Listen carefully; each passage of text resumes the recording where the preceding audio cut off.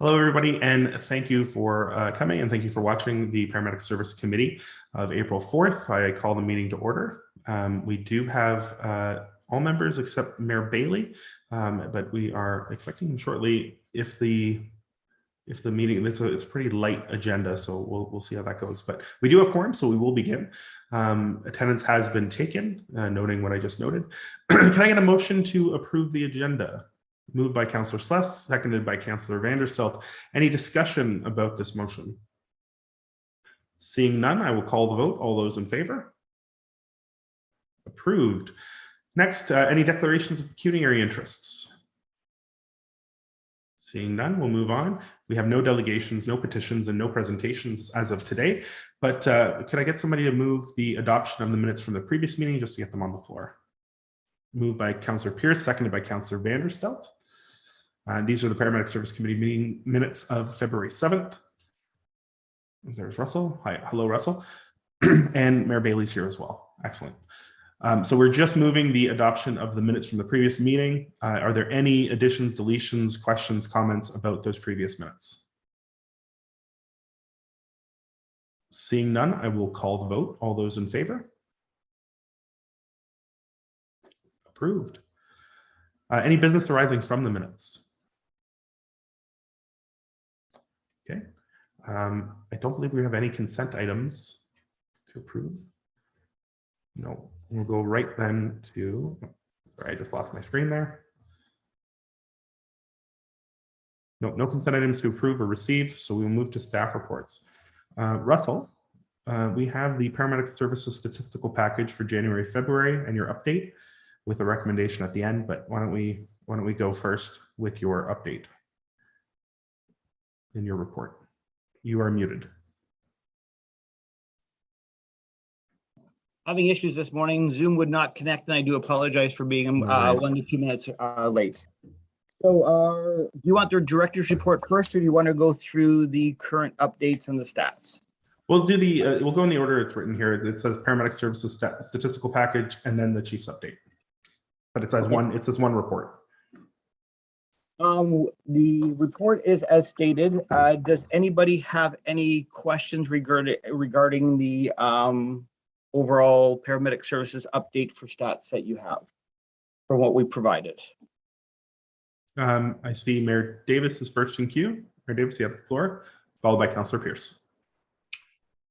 Thank you, Mr. Chair, and through you to the Chief. Chief, I was looking at this from a couple of different perspectives. One is the annual increase runs at about 9%, right?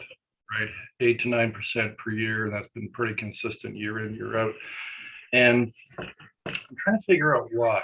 So because population is 1 to 2%, and I can't imagine that I'm having trouble understanding why the demand runs at 4 to 5 times that. And is it sustainable? So is there something else going on here? Are people tending to use paramedics where they may not have in the past, or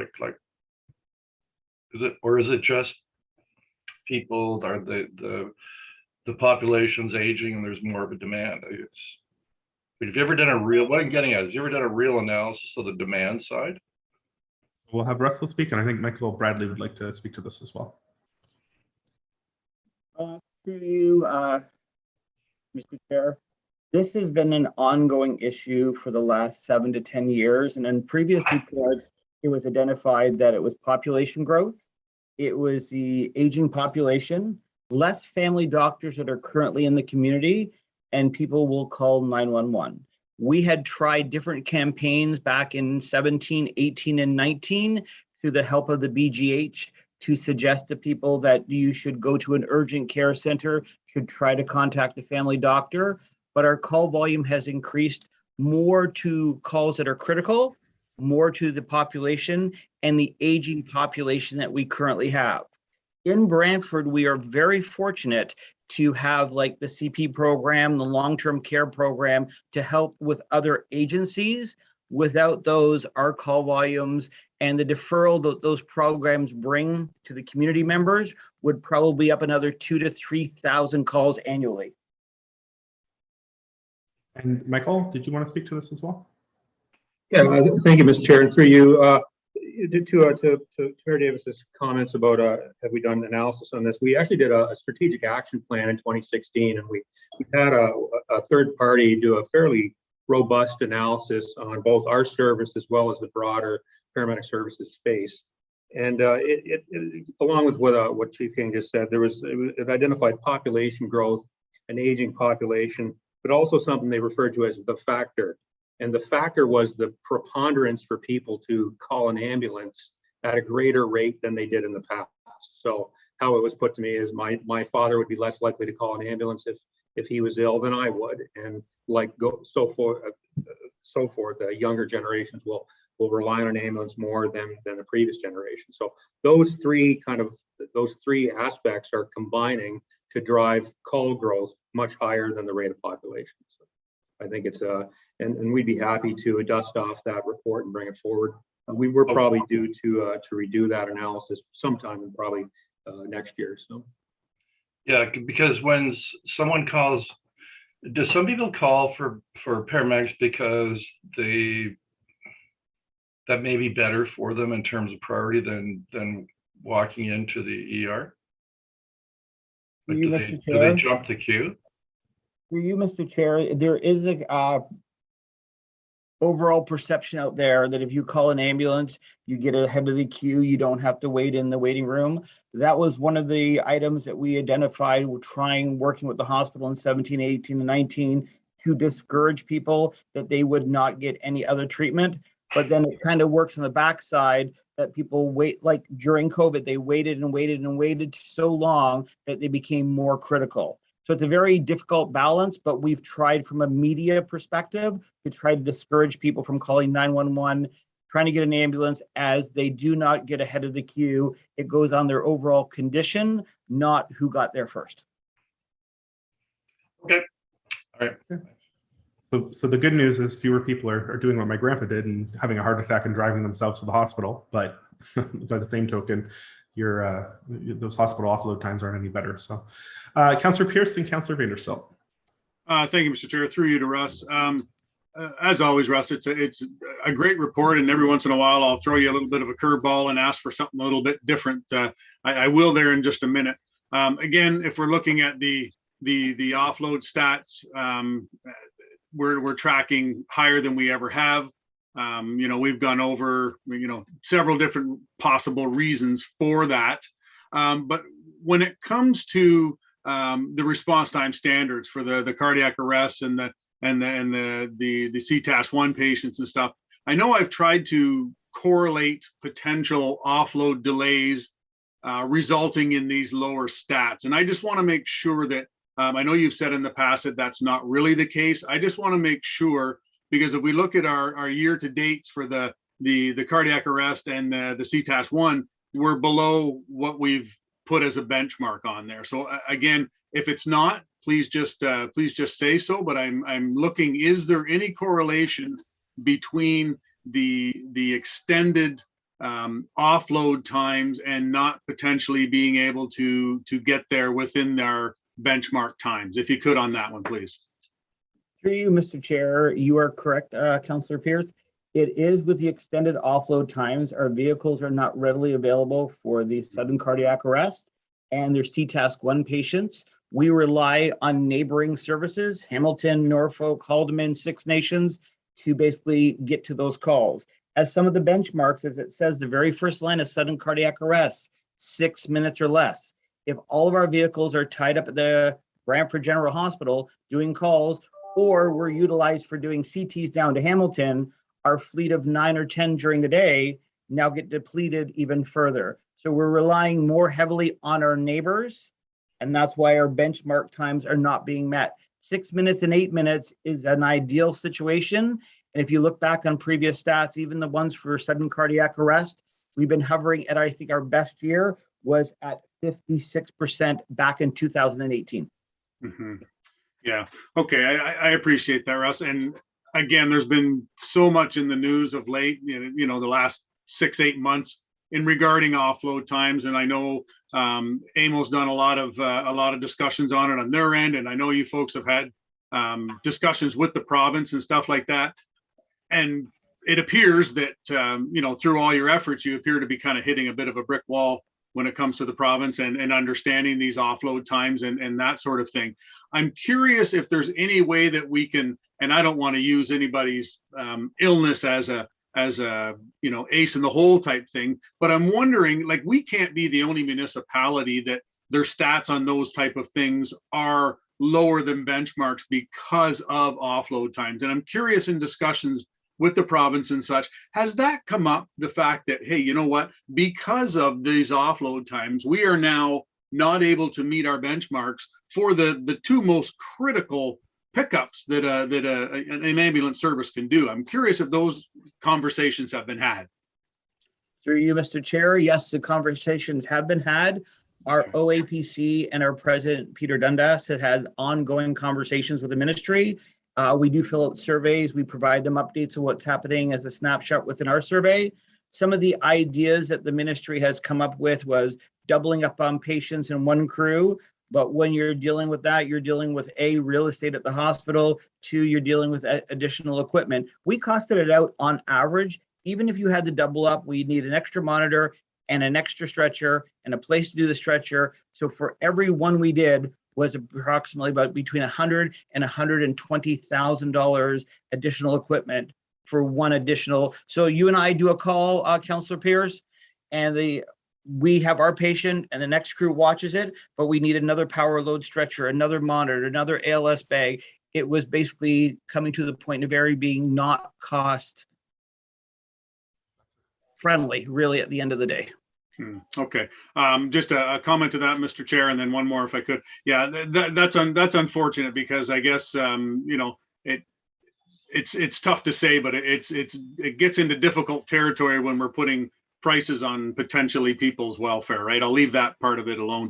Now the little wrench I'm talking about with the reports. Is it possible when we talk about our zero ambulances, and I know you've got the report there and it goes by year and year to date and stuff like that. Is it possible, and I don't want to put any more work on you than I already have, Russ, is it possible that we could break down that zero ambulance comparative, like, for example, April of 2022 compared to April of 2021, just to see if there's any sort of correlation as to how the ups and the ebbs and flows as we go through the year? I'm curious if there's certain times of year that there's more unavailable ambulances or that.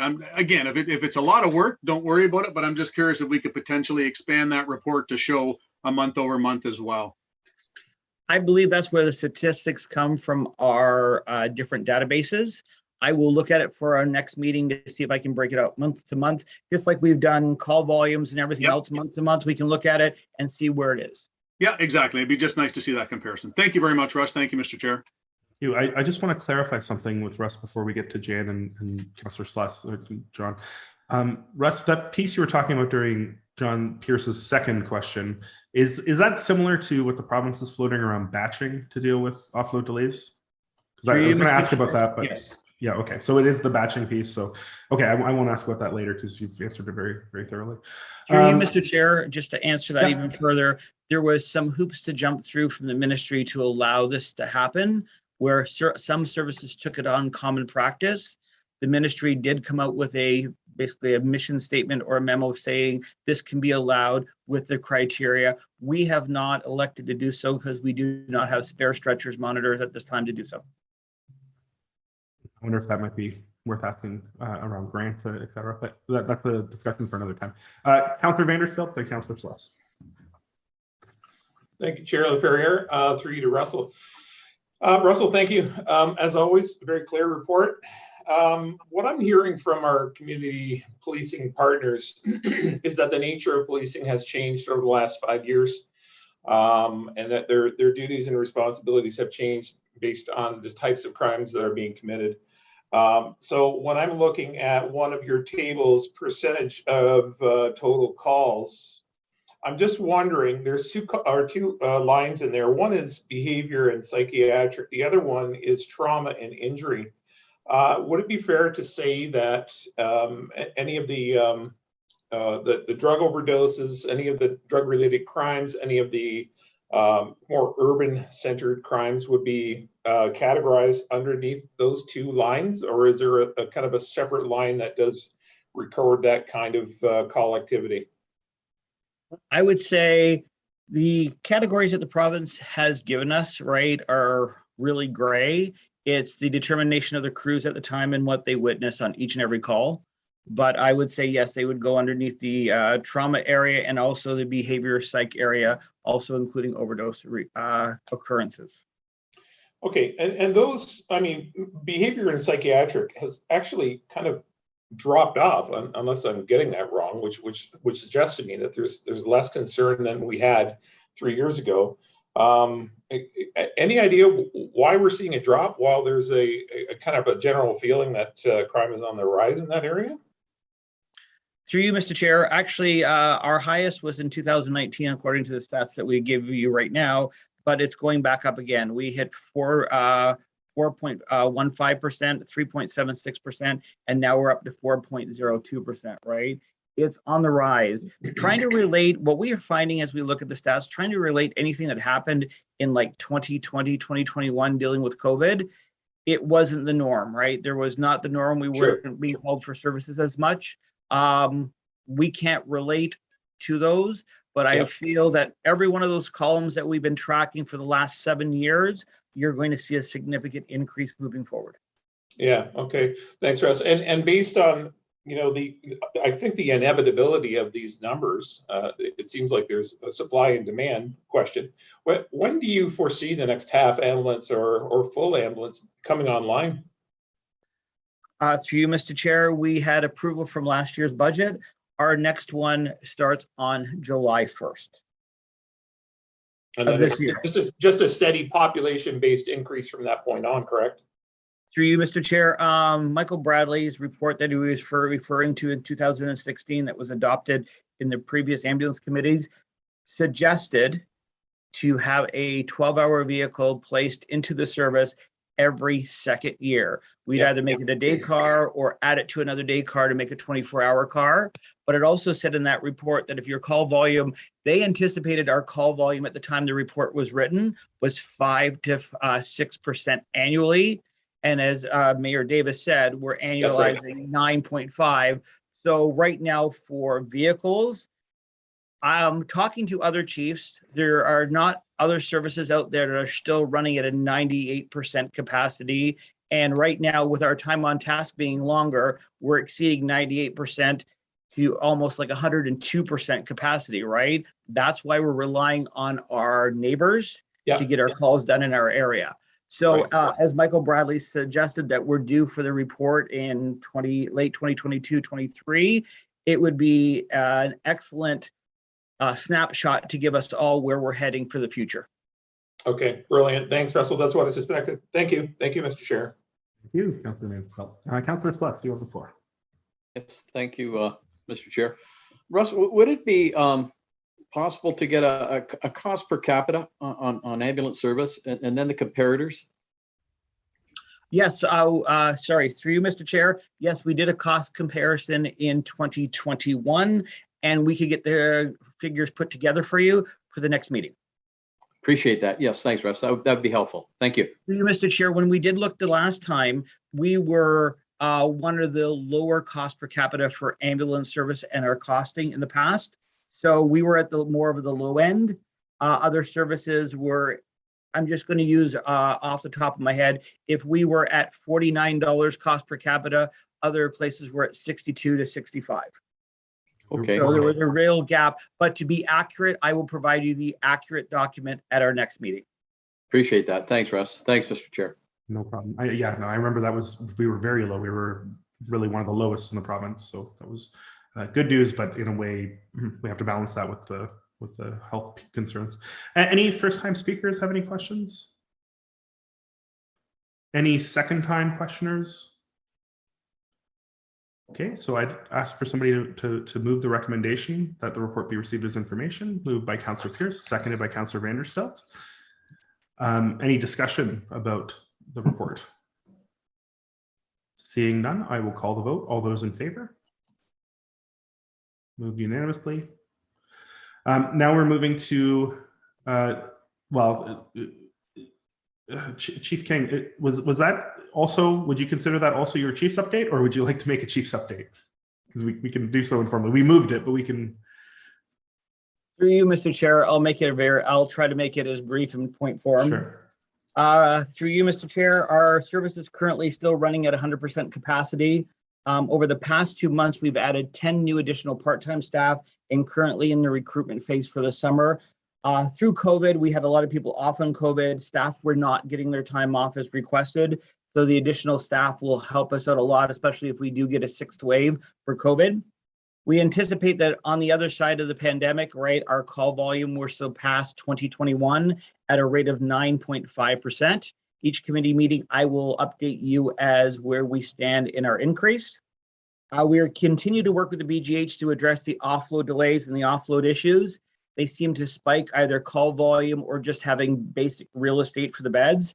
So we'll be watching that. Over the past 2 months, we've noticed a significant increase in the code zeros and our code vehicle, or our status 2 vehicle availability for over 190 hours or 7.91 days of having no ambulances available if you added all the times together. Our improvements in offload time have been eroded and are increasing at alarming rates. We are barely, as we discussed previous, meeting our response time standards for 2022. We currently have 8 staff off for positive tests of COVID and 6 basically on exposure protocols. Paramedic Services Week this year is May 22nd to May 29th. Myself and Michael Bradley are looking at different events for that week. The MOH has finally tapped us on the shoulder to schedule our new radio installations. Our current radios are over 20 years old, and we started training. We got the best time, summer and early fall. In the past last meeting, it was asked how our staff turnover has been within the service, and I gave you a ballpark figure. We took a large look into it deeper and analyzed it further. In the past 3 years, we've had 7 full-time staff leave, 3 were retirement, 2 were long-term, and 2 resigned. So we averaged 2.33% annual turnover rate for staff. Part-time staff, we lost 19 or 6.3% per year, 17 to other services, gaining full-time hours because of the high demand of paramedics across Ontario. We just didn't have full-time jobs. When you get services like Ottawa, Toronto, hiring like 120 full-time people, they go where the money and the hours are. We are looking at the beginning to also address that if we're missing anything on people leaving, we're looking at implementing exit interviews to notice if there's any trend that we can be aware of for future hirings and retaining of staff. So I just wanted to clarify in more detail because the question was asked, and I thought I did a good point of ballpark, but I just wanted to look at it further. That's all I have. Thank you, Russ. Councillor Slack. Thank you, Mr. Chair. Russ, you keep mentioning that one of the offload problems at the hospital is lack of real estate. And I understand where you're going with that. And they are looking at and they are designing a new hospital. Are you folks involved in the at least being consulted as far as what your needs might be that would make your job easier as they design a new hospital? It's probably going to be there for many years. Are you part of that process? So through you, Mr. Chair, yes, I've been on a couple of meetings. I've seen the plans for the expanded emergency department. One of the things was they only gave us 2 parking spots. So we did tell them that we needed a little bit more real estate on the outside so we could park a few more ambulances. But yes, they've given us a room. They've asked us for our input. Most of the committee meetings that I've sat on is they say, I want 2 more paper towel rolls. I want a door here. I want different flooring or whatever. We've sat through them, but yes, we have been invited to the meetings. Well, maybe that's a good sign. If they're only giving you 2 parking spots, maybe they're going to fly people out of there. Okay, thank you.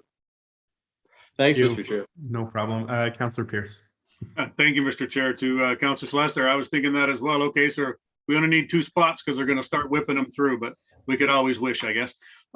Russ, if you could just confirm for me, when you were saying the 7.91 days of zero ambulance, that was that for what length of time was that again? Sorry. So that was for 1 month. Just 1 month. That's okay. Yeah, that's disappointing. And as far as the comment there about the exit interviews, I think that's a fantastic idea. That's how, you know, a lot of things are, you know, good and bad, I guess, learn through those exit interviews. So I'm quite happy that you're adding that into the whole system. So that's great. Thanks, Russ. Any other questions for Russ? Deputy Clerk Allison, what should we do? Because it wasn't, the recommendation didn't have the Chiefs update, but do we need to move the Chiefs update for information? We can include it in the motion, so we can do a motion as amended. But we already voted on the motion. Should we make a new one? Alicia, what would you suggest? Yep, absolutely. Through you, Mr. Chairman, yes, I would just suggest that we do a new motion receiving it as information. And moving forward, if we wanted to include it as a special separate item, we can be sure to do that moving forward in the agenda. I'd prefer that. I think there's a lot of information there. So Janet, are you moving? So we'll make it 8.11. So moved. Okay, and seconded by Mayor Bailey. Okay, any discussion? All those in favor? Okay, that carries unanimously. So now we have 8.2, which is RPT 2296 Paramedic Services 2021 year-end variance, and Heather wants to is available for questions and may have some comment, or is at least available for questions. You tell us, Heather. Mr. Chair, yes, I'm available for questions. Okay, any questions for Heather? Okay, seeing none, can I get a mover? Councillor Sleth, and seconded by Councillor Vanderfelt. Any discussion? All those in favor? And that carries unanimously. We have no communications, no other business, no in camera this meeting. So our next meeting is June 6th. We already have some items that will be on that piece. And I would like to request that all members of the Paramedic Services Committee be updated via email about Paramedic Services Week and any events and activities, so we can show our support and do whatever we need to do to help out with that. So our next meeting, again, June 6, 2022, 9:30. And by then, we will be at the County of Brayton Council Chambers with a hybrid, I believe, with virtual as well available. So we'll either see you in person or see you on a screen. But either way, I'll be there. And all the best. The meeting is adjourned. Thank you. Great Monday, all. You too. And thanks, staff.